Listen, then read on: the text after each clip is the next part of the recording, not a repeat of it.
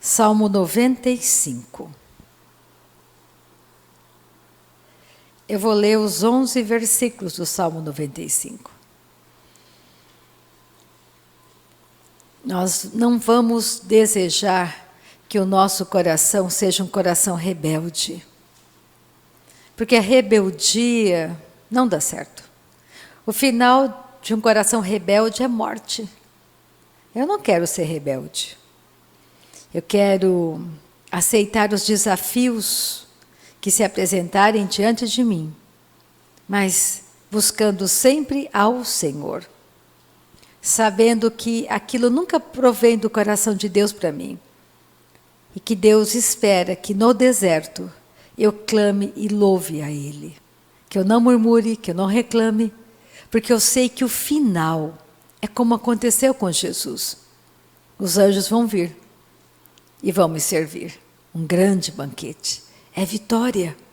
Então, o Salmo 95, versículo 1. O salmista diz: Vinde, cantemos ao Senhor com júbilo.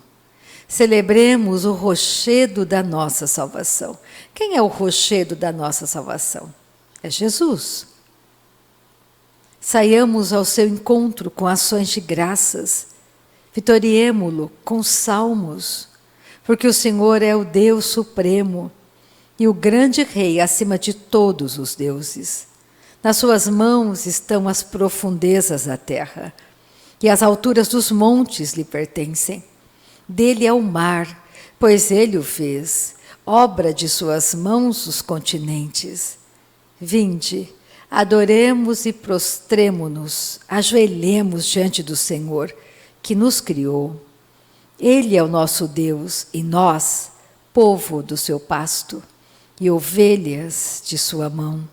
Hoje, quando?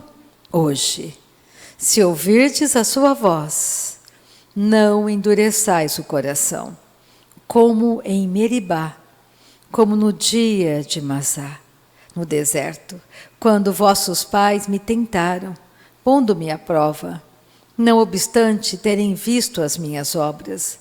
Durante 40 anos estive desgostado com essa geração e disse: é povo de coração transviado, não conhece os meus caminhos.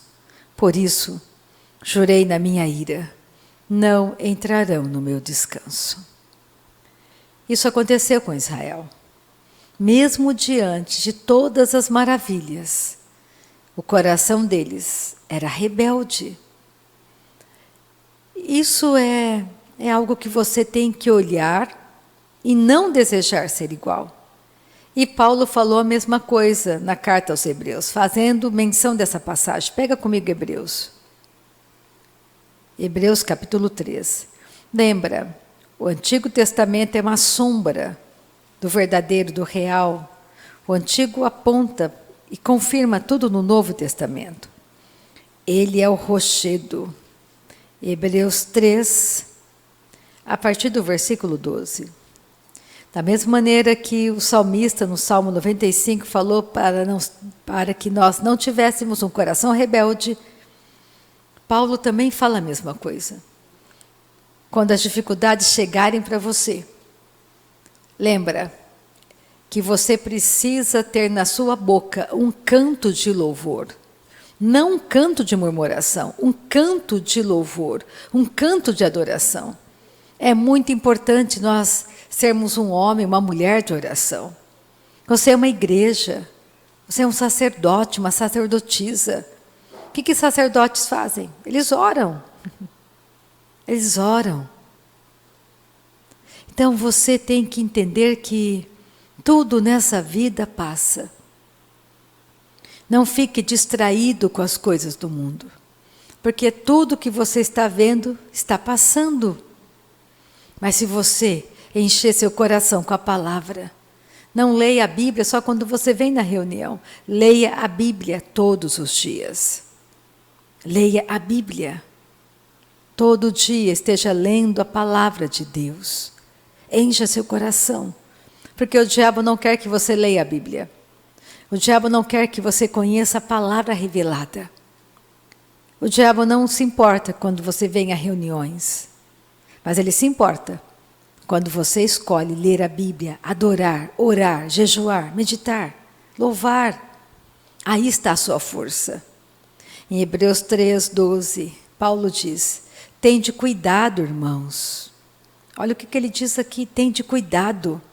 Jamais aconteça haver em qualquer de vós perverso coração de incredulidade. Incredulidade destrói a nossa vida. Que vos afaste do Deus vivo. Pelo contrário, exortai-vos mutuamente cada dia, durante o tempo que se chama hoje, a fim de que nenhum de vós seja endurecido pelo engano do pecado. Ande em santidade. Ande no caminho da santidade.